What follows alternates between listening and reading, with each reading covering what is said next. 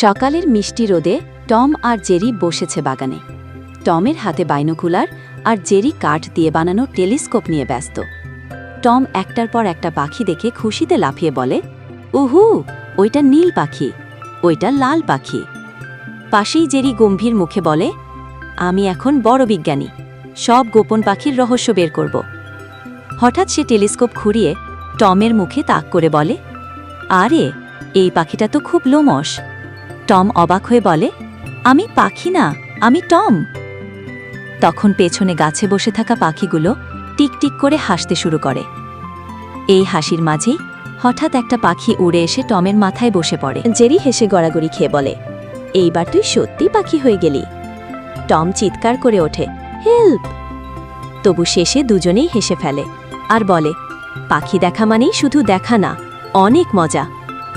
বন্ধুর সাথে মজা করতে করতেই শেখা যায় প্রকৃতি আর পাখিদের ভালোবাসো, কারণ ওদের মাঝেই লুকিয়ে আছে আনন্দ।